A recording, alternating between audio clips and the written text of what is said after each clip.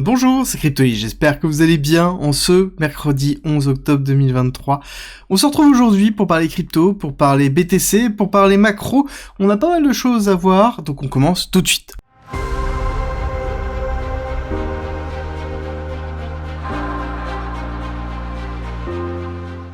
Et je vous rappelle que vous avez le parcours pédagogique qui est à disposition gratuitement, qui est une formation de plus de 60 heures, 130 vidéos, 400 pages de guide pour vous apprendre la crypto, la blockchain, le trading, l'analyse technique, l'investissement à travers des vidéos, des tests, tout pour pouvoir progresser. C'est disponible gratuitement si vous faites financer par notre partenaire. Tout est en description et en commentaire. Et on commence tout de suite par la continuité des discussions qu'il y a autour de Bitcoin. Hier, je vous ai parlé d'un nouveau white paper qui proposait l'exécution de smart contract, en tout cas l'équivalent sur BTC, ou en tout cas à côté de BTC sans devoir modifier Bitcoin.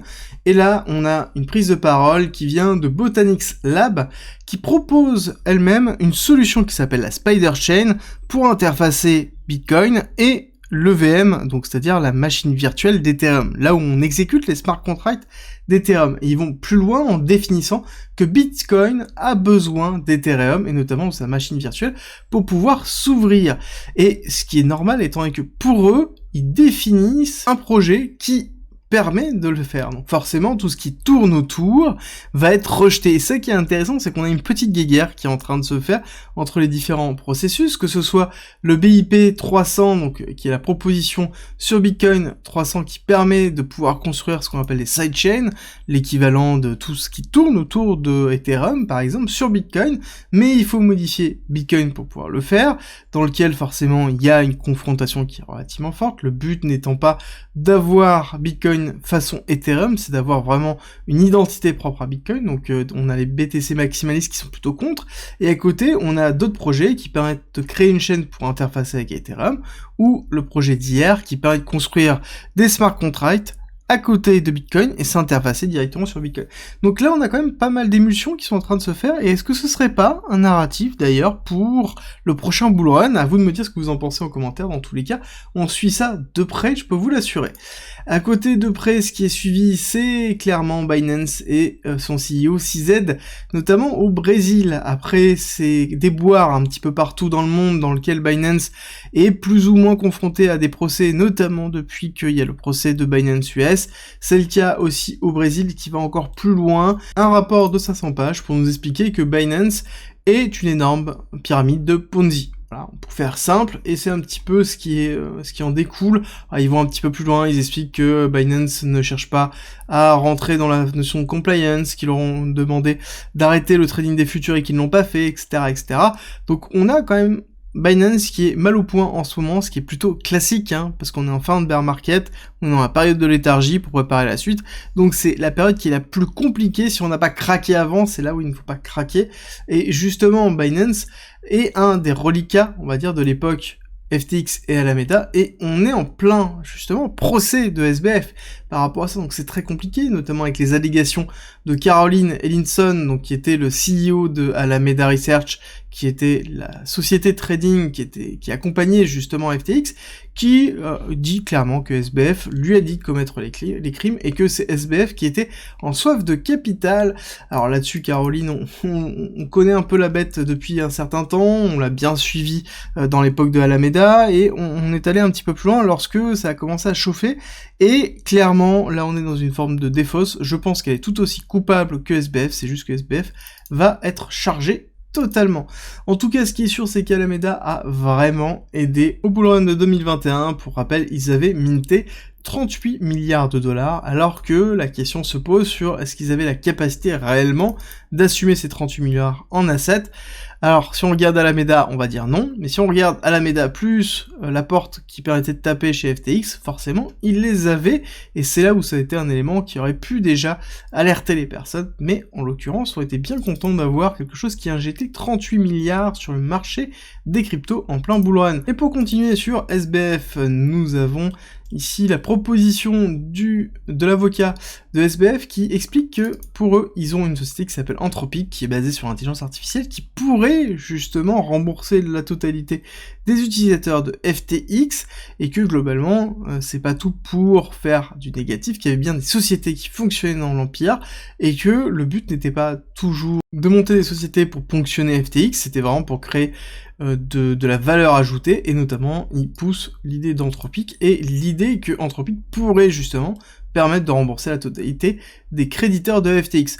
À voir, en tout cas, c'est une défense sur la partie juridique et non pas la partie économique. Au niveau du calendrier, nous avons aujourd'hui la minute de la Fed, 20h, je vous rappelle que c'est un élément important, bien que c'est un compte rendu, ça nous donne quand même vraiment les éléments clés des discussions qui ont été effectuées. L'élément que le marché attend, clairement, c'est jeudi 12 octobre, demain, IPC 14h30, donc l'inflation, inflation qui regarde doucement et tendrement notre ami pétrole, pour voir est-ce qu'on va faire notre retest. Pour l'instant, on a eu une période de consolidation, mais on n'a pas cherché le gap très important.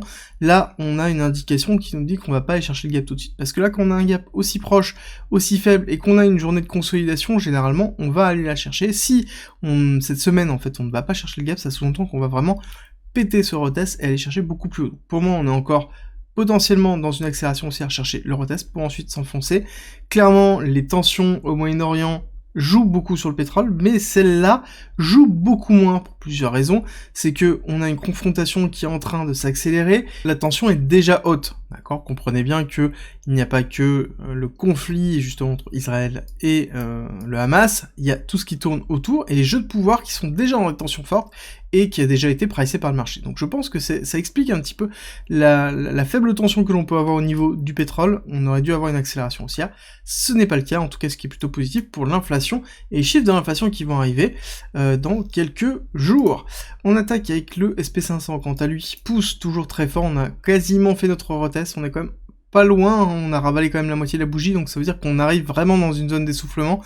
Donc là on va voir si on arrive vraiment à aller chercher notre retest à 4434, là on aura une très belle opportunité pour faire un accompagnement baissier pour une tendance baissière, encore une fois, première impulsion, retracement, deuxième impulsion, retracement, troisième impulsion, avec des targets 1 et 1-1, on a l'habitude sur le SP500, c'est quelque chose qui est plutôt classique, et si on regarde le retracement, je pense en plus qu'on est pas mal, c'est ça, on a atteint le 0,5, d'où le fait qu'on a ici, hop, on va juste replacer, le fait qu'on a bien un rachat de la mèche.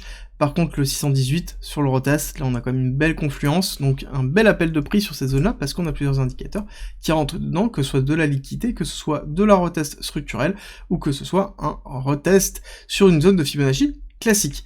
BTC, on est en train d'aller retester l'IMA 50, plutôt classique sur le CME, dans lequel on a ravalé quasiment toute la bougie en weekly. Il va falloir surveiller la clôture weekly, parce que là, ça pourrait être vraiment un gros signal pour une accélération baissière très forte. En tout cas, le fait d'aller retester est plutôt positif, ça veut dire que là, on pourrait avoir un très beau support pour repartir à la hausse pour ceux qui sont plutôt bulls. Pour ceux qui sont plutôt dans une continuité de tendance baissière qui est propre au ranging dans lequel on est pour aller retester 25 000, qui est plutôt le scénario que je privilégie, ce sera la cassure qui nous fera retourner entre la 50 et la 200. Bon, plutôt classique. Quand on regarde au niveau ici du RSI, on voit que on est très bien dans un momentum qui est en train de s'affaisser, qui est plutôt symptomatique d'une accélération baissière à venir, ou en tout cas d'une compression du momentum pour avoir une accélération, que ce soit haussière ou baissière, bien que la cassure baissière reste toujours dans l'idée, parce que on a un SP500 qui pousse, comme on l'a vu, ici, on voit bien que ça accélère à la hausse, on a un BTC qui, malheureusement, casse à la baisse. Hop, on remet en délit, dans lequel on voit bien que c'est l'inverse total de ce qu'on peut voir au niveau du SP500. Que se passera-t-il si le SP500 accélère fortement à la baisse avec une continuité baissière? Bon, bah on aura une pression qui sera sur les actifs risqués, et donc forcément sur le BTC, même si on a une diminution de la corrélation, ça jouera énormément. Alors, au niveau de la cassure, on voit qu'on a bien allé chercher les liquidités de cette zone-là, qui est plutôt classique, et on voit qu'on est en train d'aller retester potentiellement la zone de haut de range, mais qui, pour moi, n'est pas encore validée, donc on est vraiment encore dans l'entre-deux, et c'est très important de le noter, et ça se voit encore plus quand on passe en 1 heure.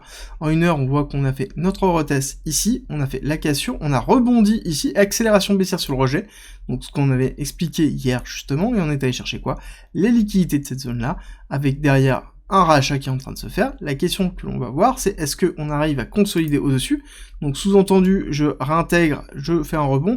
Là, on aura un petit signal sympa pour essayer d'accompagner un peu le cours, à minimum pour aller chercher cette zone-là, voire potentiellement toute cette zone de liquidité ici, si jamais on a ça.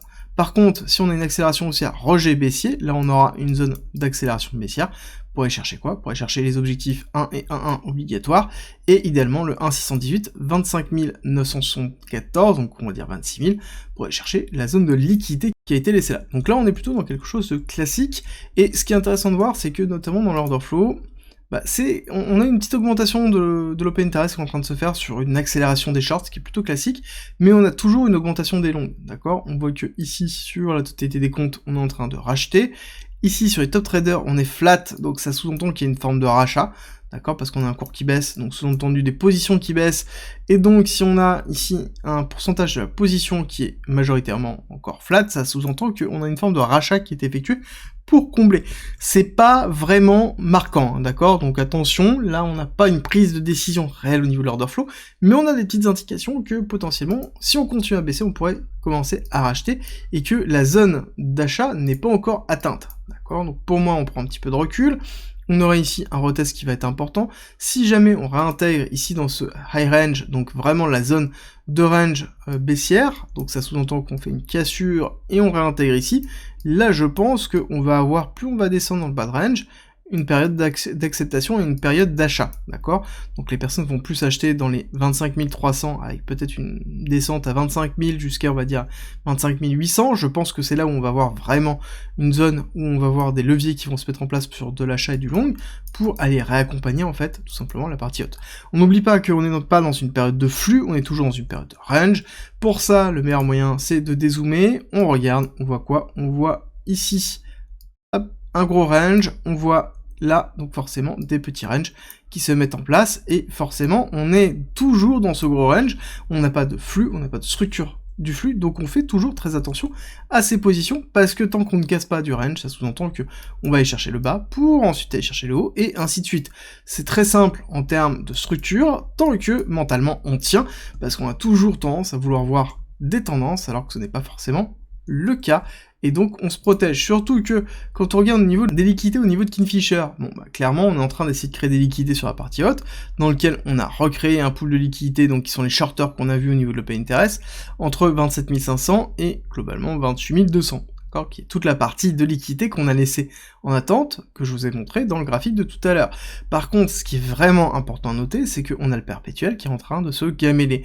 Donc on a bien ici l'accélération haussière qui correspond au perpétuel, dans lequel on a un CVD qui est en train de s'enfoncer au niveau du spot, donc on est bien dans une forme de manipulation pour moi, une continuité baissière pour aller chercher la réintégration de range et aller casser baissier, qui est ce que je vous explique déjà depuis plusieurs semaines.